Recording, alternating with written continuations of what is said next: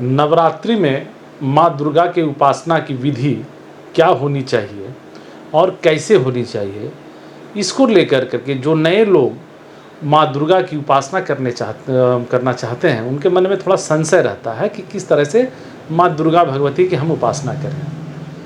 तो आज मेरा प्रयास है कि एक सरल विधि के द्वारा मैं समझाने का मेरा प्रयास है कि जो भी नए लोग माँ भगवती की उपासना से जुड़ते हैं तो उनको एक मार्गदर्शन मिले और बहुत ही सरल विधि से उन्हें कोई भी जटिलता नहीं लगे, उन्हें कोई जटिलता महसूस नहीं हो। देखिए, जो नए लोग जो जुड़ते हैं और माँ दुर्गा की एक समभाव से उपासना करना चाहते हैं, तो उनके लिए एक सरल विधि मैं बता रहा हूँ कि नवरात्रि जब आती है तो 9 दिनों की नवरात्रि होती है, फिर 10वें दिन विजयादशमी होता है। 9 दिन तक प्रतिपदा से लेकर के नवमी तक माँ दुर्गा भगवती की उपासना का क्रम चलता है। तो इनकी उपासना या इनकी पाठ विधि क्या होनी चाहिए, मैं मेरा सरल विधि से बताने का प्रयास है। सबसे पहले आप माँ भगवती दुर्गा की एक तस्वीर बाजार से ले आएं, एक चुनरी,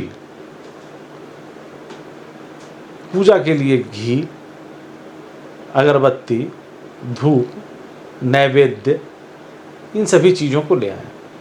माँ दुर्गा की तस्वीर को एक बाजोट यानी एक चौकी, पूजा की चौकी पर रखें, उन्हें चुनरी ओढ़ाएं, उनके समक्ष एक कलश, चाहे आप वो कलश मिट्टी का हो या तांबे का हो, एक कलश रखें, उस कलश में जल डालें। जल किसी पवित्र नदी का हो तो बहुत अच्छी बात है। उसमें आप एक सुपारी, थोड़ी सी हल्दी, सर्वौषधि, एक जायफल, पंचरत्न, इन सभी एक कुछ द्रव्य, इन सभी चीज़ों को डालें। डालकर उस पर एक नारियल लाल कपड़ा लपेट कर रखें। कलश को जहाँ रखें उसके नीचे मिट्टी होनी चाहिए और उस मिट्टी पर जौ के दानों को आप छींट दें ताकि 10वें दिन उनकी जयंती हो सके।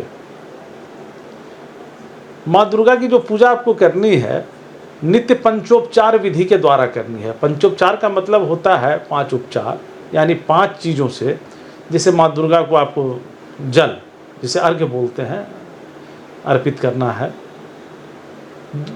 नैवेद्य, माँ दुर्गा को नैवेद्य के रूप में जो भी फल है, मेवा है, वो अर्पित करें। फिर बाद में अपने घर में प्रसाद के रूप में आप लोग पा लें। तीसरा होता है आप उन्हें धूप, यानी धूप जो है आप अगरबत्ती जलाएं या धूप जलाएं, वो धूप जला करके उन्हें दिखाएं। फिर घी का एक दीपक जलाएं और माँ दुर्गा को इत्र समर्पित करें। ये पंचोपचार विधि है।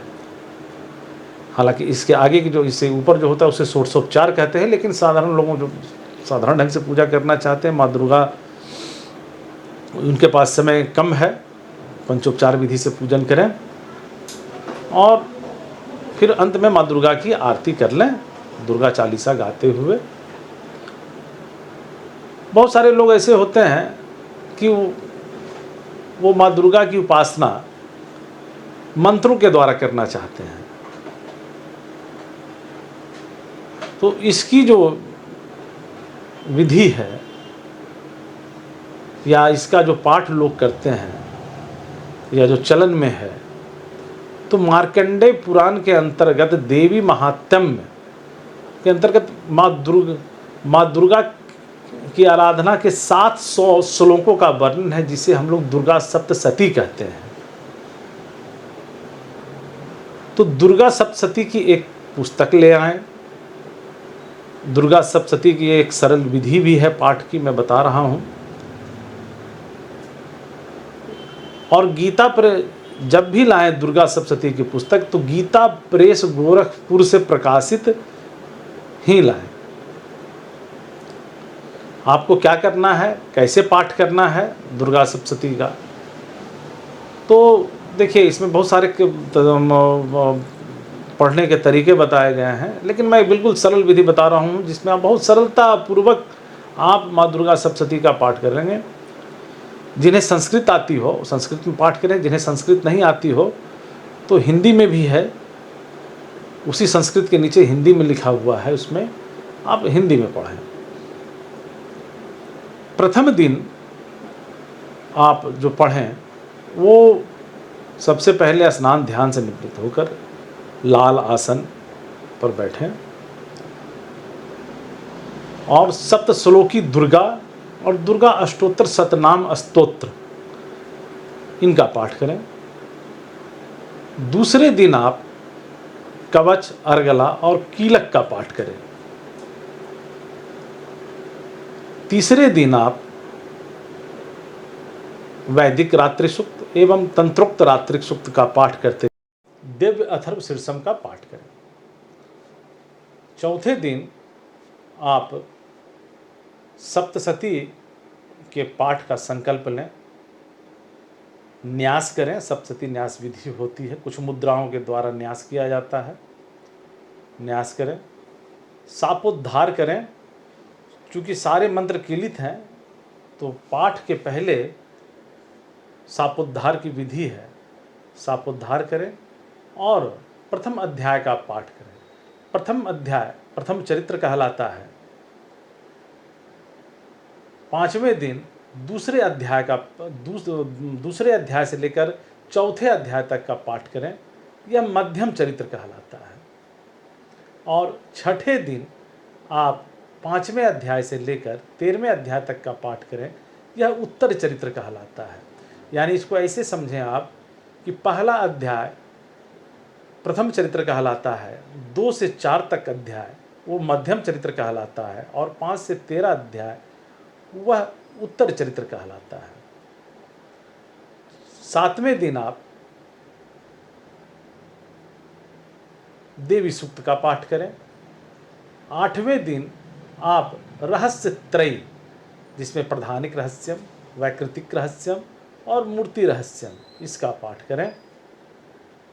9वें दिन आप दुर्गा द्वादशनाम माला, देव अपराध क्षमा स्तोत्रम, सिद्ध कुंजिका स्तोत्र, इन सभी का पाठ करने के पश्चात आप क्षमा प्रार्थना करें और हवन करें। हवन करने के पश्चात आप माँ दुर्गा की आरती करें।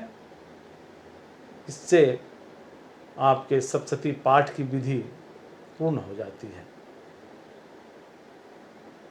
यदि आप किसी भी समस्या के समाधान हेतु आचार्य अविनाश से संपर्क करना चाहते हैं तो हमारा पता है स्वर्णाचलम सिद्धि केंद्र एवं तारामंडल सिद्धपीठ चंडिका स्थान वाले रोड में दलहट्टा, मुंगेर, एस्ट्रो वर्ल्ड बेकापुर, मुंगेर तथा कोलकाता एवं जमशेदपुर।